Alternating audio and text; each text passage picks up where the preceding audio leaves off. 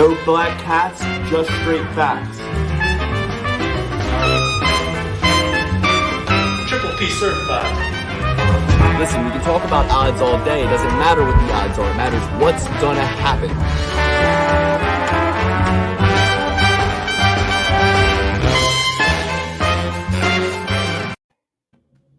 Welcome to the Perfect Parlay Pursuit. We are back again off the heels of UFC 265, and we have a nice little break this week going into a UFC-free weekend, and we thought what better opportunity to bring a very special guest on the show. But before I introduce our guest, let me introduce my co-hosts, as always, Danny the Betman and Alex. Are you guys excited about our esteemed guest today?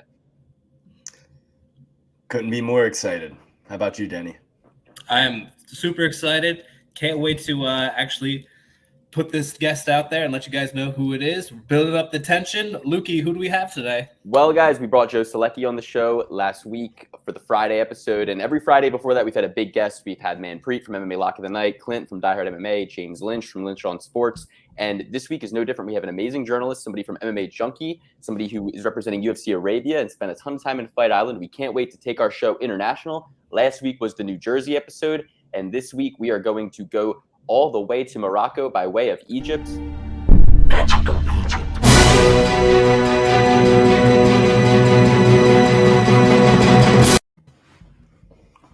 So without further ado, let me take us on an international journey for the first time on this show, unless you count Canada, but hey, they're our landlocked neighbors to the north. We are going international this week, going to UFC Arabia, and bringing on the show very esteemed guest from MMAJunkie, Farah Hannoun. Farah, how are you doing? What's up, guys? I'm doing good. How are you?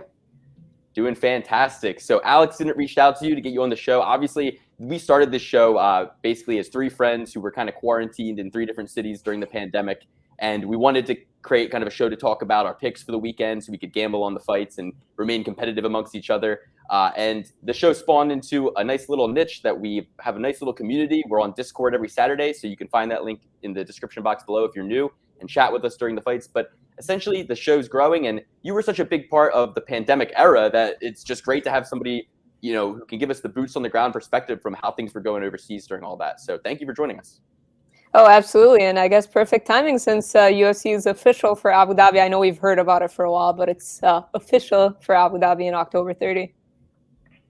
Yes. So the next, Dan, you were saying the next card is going to be UFC 267, right? Yeah, UFC 267. I'm so glad that you brought that up. This is a perfect segue into that. I was just wondering, you know, this is about 3 months out, but is there anyone in particular? I know Khamzat Chimaev's on that card. Of course, we have the light heavyweight title on the line. Is there anything in particular that you're really looking forward to either interview or experience with UFC 267 coming up? I haven't pinpointed something that I'm particularly excited about, but it's a very solid card. I mean, Khamzat's on there, Islam Makhachev. You could see what they're kind of trying to do with it, obviously, with Khabib recently announcing his retirement. Them having Islam Makhachev, I expect him and Khamzat be on all the upcoming Abu Dhabi cards. But it's a pretty nice card. I mean, Jan Sterling, not official, but that looks like it's going to be on the Abu Dhabi card as well. So it's a pretty nice card that's they've put together so far. Who do you think has the home field advantage in Abu Dhabi? Is it Jan or is it Aljamain? I'd say Jan, just because he's fought there before, and it just seems like maybe his side of the world will be able to travel to watch the fight, especially those who may have had visa issues to go to the US. The fact that they'll be able to watch in Abu Dhabi, I'd say probably have the hometown advantage. Yes, I definitely agree with that. And it's so much so that I don't think it's even a good opportunity for Aljamain to take the fight. I think the fight doesn't even happen. I think something's going to come up. He's going to catch a sprained ankle or something, and we're going to see that fight dissipate. What do you think about that conspiracy theory? When you look into it. Well, I mean, he is recovering from surgery, so he said he'd be ready to go by October. He just wasn't too keen to fly halfway across the world and fight Jan there, but we'll see. I mean, it's a big fight. He's not keen on fighting in New York either, so I think Abu Dhabi works out better for him. Well, I saw him in a wrestling tournament, I think, a couple days ago over the weekend, and he looked in good shape to me. I don't see why he wouldn't be physically fit and ready to go. Yeah, well, like I said, the New York thing I can definitely understand for, all the reasons, tax reasons, things like that. And then obviously going all the way to Abu Dhabi. I just don't think in his mind it's going to provide him with the best opportunity. That long flight, like you said, being kind of an enemy territory a little bit, with a lot of the Russian fans being able to get there a little bit easier, I think. So going to be interesting to see how that one plays out. But I'm definitely interested in the return of Khamzat Chimaev. The title fight's extremely exciting. Yuri Prokaska is such a character. I mean, that guy is like really embodies that woodland warrior spirit. Like he's bringing to life this samurai-esque existence, the Polish samurai, we should start calling him, I think. But yes, that's an exciting card coming up. Dan, you were saying that UFC 267. Yeah. Go ahead. No. So Yuri is actually going to be the backup on this one. It's Jan Blachowicz versus Glover Teixeira. Right. Yeah. But I don't have too much more as far as UFC 267. What I wanted to talk to Farah about was her interview with Khabib over on Fight Island, going into what would be his last fight. We didn't know that at the time. But just as a young Arabic journalist, I don't know who you're fans of, but I would assume that you're pretty partial to Khabib. I've heard you say positive things. What was that experience like, both from a journalist and a fan perspective, going into that interview and just the whole experience for you personally?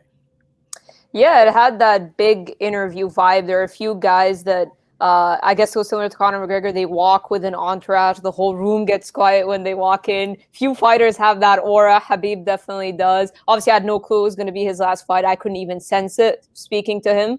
So definitely didn't know that it would be special in that regard, considering it was his final fight week. But it was a very emotional fight week for him as well. So it definitely had that big interview feel to it. I enjoyed it. I thought he was a good interviewee. So it was one of my obviously one of the bigger interviews that I've done. Yeah, and I thought it was really awesome the way that you did it. We know that Khabib sometimes can be a little stoic, probably a hard interview, but I feel like he really opened up with you. I don't know if, what kind of magic he pulled off there, but he was talking about the pressure and a lot of things that I wouldn't think right off the top that he would bring to light. So congratulations on that awesome interview. I just wanted to put that out there. Oh, thank you. Appreciate it.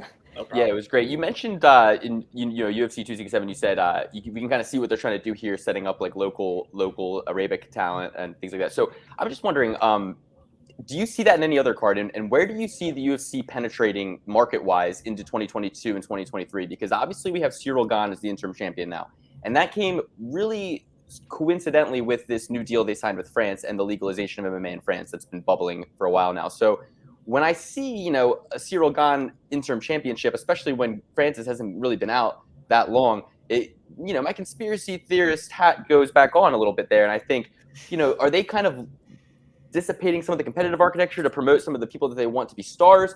But the only saving grace is that obviously they offered the fight to John Jones. Obviously they offered the fight to Francis Ngannou against Derek Lewis, and they couldn't make them happen, right? So it seems like they did try to go. Even Stipe wasn't really the obvious choice, having just been knocked out. But even Stipe's still in the conversation, talking about he's still the number one contender. So I guess what I'm trying to say is, if we're looking to be as bettors, if we're looking to be ahead of the public knowledge and catch some of these guys who maybe we don't know their name as much, but if from a journalistic standpoint, where the UFC is kind of trying to penetrate market-wise, maybe we can look at that as like, okay, maybe they're going to give this guy a more favorable matchup going into this fight to try to build his name a little bit. Am I crazy? You mean just generally speaking? I would say it makes sense because we've obviously seen what the international market could do, even them pushing Khamzat Chimaev the way they have. I mean, people were talking about Conor McGregor being pushed. I mean, Khamzat Chimaev, it was a whole nother level when you're talking about his push. They were trying to make him versus Leon Edwards. I know it didn't happen. I feel like Li Jingliang makes more sense in terms of even that could be considered a big step up in competition like when you look at his journey so far. So yeah, anytime the UFC has an international fighter, they try to capitalize on that because they know the fan base they bring with them. And we've seen that with Khamzat. I don't know how many followers he's got right now, over 1 million. I mean, how many UFC fighters in total have over 1 million? And he's only got 3 UFC fights. So for sure, they try to capitalize on building those markets, whether it be the UK, France, Russia. I still feel like there's a lot they could do in Russia. I mean, we've got a roster full of supremely talented guys. They could easily fill up a Russia versus the world card if they were to do something in Moscow or something. But even those stars are becoming so big that they want them on pay-per-view, and I don't even know if they could do pay-per-views in Russia. Similar to what we've seen with McGregor, they're not going to have McGregor headline a fight night in Dublin now. So it's like maybe it's like trying to capitalize on a lot of these stars and putting them on international events before they even become, because I can picture if Hamzat goes out and steamrolls Li Jingliang and becomes a big pay-per-view star, they're not even going to want him on fight nights anymore. You're going to see them try to have him on Vegas pay-per-views and stuff like that. So I think it's just their way of trying to capitalize on the international market, the TV deals, just everything. It helps them grow their market there. And obviously now we see Hamzat, they've got the deal with Abu Dhabi that is up until 2023. They've got Hamzat and Islam Makhachev on that card. Like, we could see what they're trying to do and how they're trying to build those markets. Right, and it goes without saying. I mean, you give Hamzat Rees McGee and John Phillips in his first two outings. I mean, those are two guys with relatively no wrestling at all. I mean, in the way that Jake Paul picked to box Ben Askren, it's kind of like you get, the matchup with Hamzat versus John Phillips, just to understand that he has a chasm in terms of the grappling game that John Phillips is not going to be able to overcome, seemingly, right, percentage-wise. So as bettors, we look for these little edges, because capitalizing on a guy before his name is big, recognizing the writing on the wall and the marketing PR push, as we call it from time to time, is so important when it comes to betting and being able to beat their lines and be able to see talent before the public does, right? Yeah, I mean, because I'm very familiar with Hamzat, I've covered him on local shows, so I kind of knew what he was about. A lot of people didn't. So I remember even when he was going up against Gerald Mearshart, people were talking about the grappling. I'm like, guys, he's got hands. Like, trust me, I did not predict a 17-second knockout, but I'm like, guys, he has hands. I'm like, trust me, he's got hands. Like, this is not the way people think it's going to play out. Everyone was like, Gerald's, I don't know how many, he's got crazy amount of submissions on his record, like something like 20 plus. And everyone's like, yeah, he's going to be very interesting for Hamzat in the grappling, this and that. And I'm like, no, guys, he's got hands, trust me. So when it played out like that, I kind of felt a little bit smart. Obviously, I didn't predict that, but it was kind of like perfect for him, because he's like the perfect storm. And for him to get that, it just added even more to the hype. But I think for Hamzat, a guy like Li Jingliang is a pretty good test. I prefer that over Leon Edwards. Not that I project how the matchup is going to play out. I haven't thought about it that deeply, but I just think you don't want to rush somebody and it's not even fair for Leon, in my opinion. Like, he deserves either a title shot or a number one contender fight, not a guy like Hamzat Chimaev. Right. Now, with the upcoming UFC Arabia card, do you have any local guys that you are very excited about that are just getting like their fresh start on these upcoming cards? Well, the thing is, the UFC hasn't really signed too many. I know they signed Munir Lazez. He had a great debut, and then he lost his second fight. He might end up being on the Abu Dhabi card because he was supposed to fight in the US and he had visa issues. So if he's having visa issues, Abu Dhabi is his only opportunity to compete, or he's going to be out until 2022, because especially with the London card being canceled. So I'm expecting Munir to potentially be on that card if there's space for him. But yeah, I mean, they haven't really signed that much Arab talent. There's a Jordanian fighter who's going to be on the Contender Series. He's undefeated. He's coming off. His name is Hashim Arkhaga. He's coming off of back-to-back like walk-off KOs. He's a very well-rounded fighter. He's only like 6-0. But I think Contender is a good opportunity for him to get the UFC. He could have directly actually gotten a shot in the UFC, because we see, especially if they're trying to cater to that market. But he's going to be on the Contender Series. There's a lot of talent that's kind of on the cusp of breaking through. And we've seen the UFC do Looking for a Fight. They did that with UAE Warriors, which is an Abu Dhabi-based organization. But that card had one Arab fighter on it only. So they didn't really get an opportunity to sign any Arab talent. I'm hearing they could be doing a show, Looking for a Fight, in collaboration with UAE Warriors, maybe a day before 267. If they do that, I'm hoping that a lot of the Arab fighters get to compete, so at least they get a chance to, have a highlight reel type of performance or a fight of the night type of performance in front of Dana and potentially get signed. Yeah, could you say that 6-0 fighter's name again? I'm going to write that down. That's exactly what we're looking for here, especially when so many other gamblers love to fade fighters coming off the Contender Series. We love the Contender Series bump. So who was that fighter again? It's Hashim, Hashem, for his first name, and then last name is Arkhaga, Arkh. Yes, coming up here in the Google search. I got it. Perfect. Well, I'm following him on Instagram, and we'll put a pin in that guy. There you go, folks. There's some gambling value already. There's an unknown guy that we can get behind. Back-to-back walk-off knockouts. That's amazing. Dan, I know you had a couple questions right now, and I want to get them all in before we have to say goodbye here. But do you have anything else that you wanted to touch on regarding Hamzat or 267 or anything like that? No, not anything really with 267. There was one interview that I really enjoyed of yours where you're talking with Dana White, and there was one particular moment that was fascinating to me where he kind of went to you and was like, well, who do you think I should bring up? And you actually saw kind of similar to this circumstance. You brought up a fighter from Brave FC. I forget exactly what his name is, but do you know if Dana followed up on that and actually brought him up? I believe he said he was a champion, and you were a big fan of his. Well, yeah, because that's the thing that goes back to what I was just telling you guys when he was asking me. I'm like, because that card that Dana was at for looking for a fight had that one. Actually, they had two Arab fighters, but one of them was I think he was making his pro debut, so I understand the UFC wouldn't sign someone like that. But yeah, I was telling him, I'm like, I got to vouch for my guy. If you're asking me, we're in Abu Dhabi. This is UFC Arabia. If you're asking me who you should look out for, I shouted former Brave featherweight champion Ilyas Woodexdam. He's from Algeria, but he happened to lose that fight at UAE Warriors. Very close fight. Lost by split decision. He wasn't too happy about it. He felt like he was robbed, but he's actually back in Brave, and he just won a nice slick triangle choke first round finish. So if I don't know what his contract situation is, because he just fought for UAE Warriors and now he's back in Brave. But yeah, that was a guy that I shouted out. He happened to lose. He did ask me for his name after the fact that I told him he lost, which was interesting. So we'll see. Maybe we'll see him pop up on Contender Series or something like that. But he's a very kind of slick jiu-jitsu guy. So yeah, that was I shouted him out because I said, I have to vouch for my guys. I'm sure it'd be the same for you guys if someone asked you guys if you're going to shout a Jersey guy or something like. Yeah, two out of three of us at least. Yeah. That's awesome. There's one turncoat on this podcast. I won't say who it is. What do you say? So there's one turncoat on this podcast. That means he turns against his own kind on this. I won't say who it is, but yeah, Joe Selecki. That's awesome that you have that kind of influence at points. Definitely a little perk of the job there. And there you go, Lukey. I got you another fighter for your little homework there. Wonderful. Yes. I'll rewind and make sure I get that name too. So guys, just before you leave, Farah, I wanted to ask you just how you got your start in all this. I know that we kind of know the story, but just kind of give our audience a little synopsis, because I know that you started out with a pretty popular Instagram page, and I just wanted to know, because we started this for fun, and now it's growing, and we almost are at that YouTube monetization threshold. So it's getting to the point where we're like, all right, let's quit our jobs. But when was that point for you, right? That's kind of what we're interested in.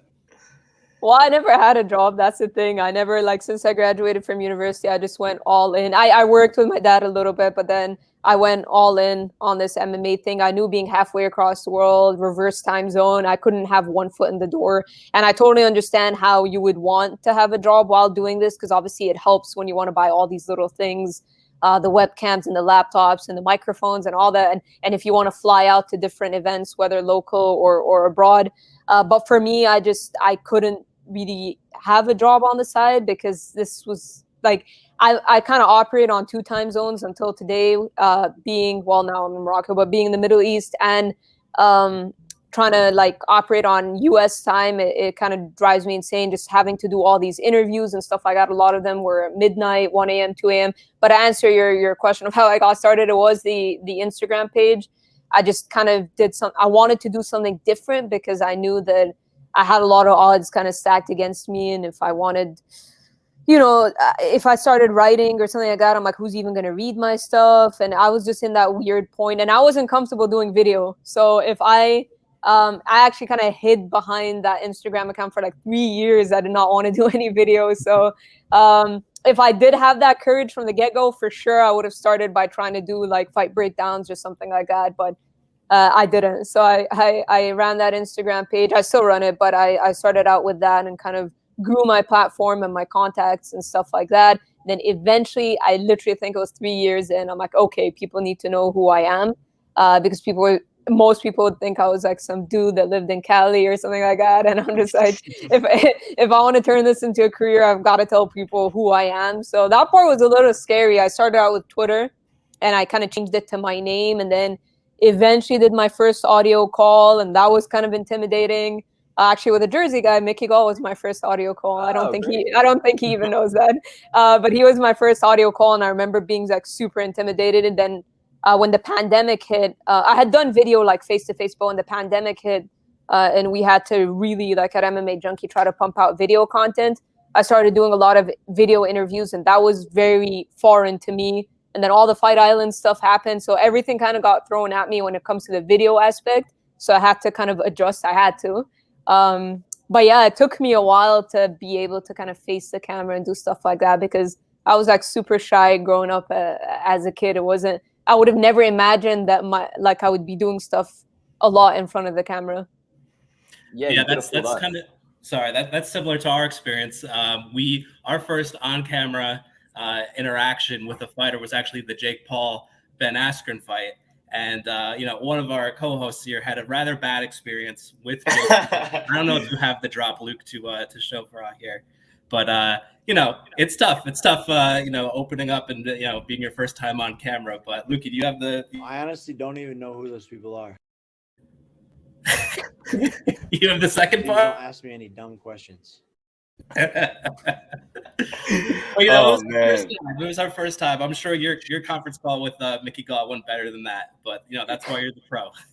Well, that's what I'm saying. If you guys could have a sense of humor about it, that's the best thing you could do, because I was not very good at, I used to let stuff get to me in the beginning. I mean, I still get you'll still get people online saying horrible stuff. That's going to happen no matter what, no matter how long you do this, 10, 15 years. But I wasn't so good at taking it in the beginning because I'm like, I wasn't used to, just because I said I didn't even like doing the camera stuff. So to see people be super nasty online, that was a bit hard. We're all human, right? But the fact that you guys could have a sense of humor about it now, that's already like a great start, because this stuff is going to happen. It's inevitable. Oh yeah. And I also got to interview Ben Askren that night, and he was a lot more cordial and gave us a lot more of a sentient answer. You would have think that Jake Paul was the one with the concussion, not Ben. I mean, Ben was Johnny on the spot that night. So it's been wonderful having you, Farah. I want to give you a wet exit if you have to go. I know you're at your family's house, and I know they've been very patient and quiet while you do this call. So I want to thank them for their patience and tell them they did an amazing job. So I know they're new to this whole thing, you streaming from their house. So let them know they did wonderful. Yes. But thank you so much for coming on the show. I can talk to you for hours, especially about fighters that we don't know about and you do. So why don't you come back on when the UFC Arabia event gets a little bit closer, and we'll chop it up a little bit more when things get pinned down a little bit more. How's that sound? Yeah, absolutely. I'm more than happy to do this fight week there, where I'm going to be quiet and not have family around. Not kidding. But I'm happy to do it on fight week or before. Sure. Amazing. Thank you so much. Of course. Thank you guys for having me. Yes. Take care. You too. All right, guys. Awesome. Guys, go give her a follow. That was Farah Hannoun. Alex, what do you think about that? You booked the guest. That was your first big book. Well, Joe Selecki too, man. I booked Joe Selecki as well. Okay. But I had to pressure you for that one. Both big bookings, yeah. Both great guests, and I couldn't be happier with both of them. They were awesome. That was wonderful. So big what do you guys? fan. She always gets all the best guests from the UFC. Always gets Dana White on. Always has a great interview. I love every piece of content she really puts out. Yeah, totally. No, I was gonna say she's so professional and has just a wealth of knowledge that we could extract from.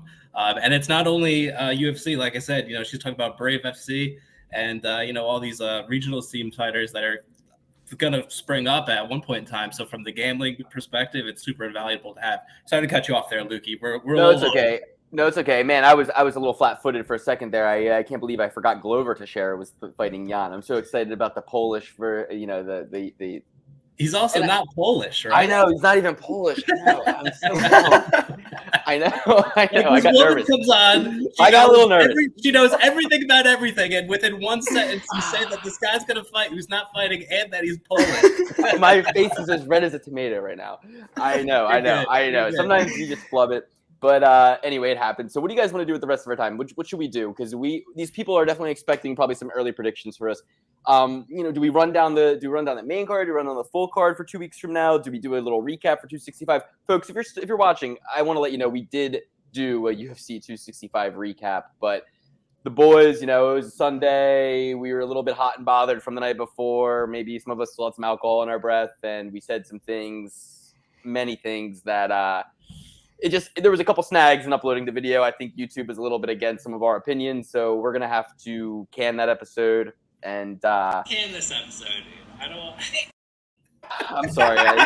We didn't want to burn an hour talking into the camera and then have to not be able to show it to you guys. But trust me, we're moving over to Patreon eventually, and we're gonna have to do that because it's getting a little ugly out here, guys. I mean, we all know the technocracy is gonna kind of control what we say. We don't want to be under the gun of censorship. We don't want to be under the gun of big tech, under the boot. So we're going to, we're gonna have to do what we're gonna have to do. We might have to charge $1 a month on Patreon or something. We might have to move over there because we need our content to be completely uncensored for you guys. We need to give you both battles. I really went off. I said Alonzo Menefield should be cut from the UFC. I said that Michael Chiesa is a born loser. I said a lot of great things in that episode that I really wanted to use, but there were some things even worse than that we had to do once again. In this episode, dude. I don't.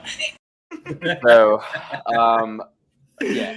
We got kicked off for not whatever. Not Why don't you ruin this episode too? Why don't you ruin this episode too? Okay. So anyway, let's move right along.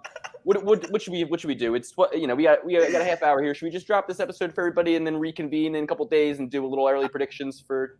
I think we just bust them out now. We're all here. We should bust them out now. I'm excited about this card. I'm very excited about this card. Some of our fan favorites are on. All right, fantastic. Let's end this episode and this broadcast, and then we will start a new broadcast for the new predictions. How about that? That sounds good. Beautiful. All right, Beautiful. everybody, join us on the next episode for the predictions. We'll see you there.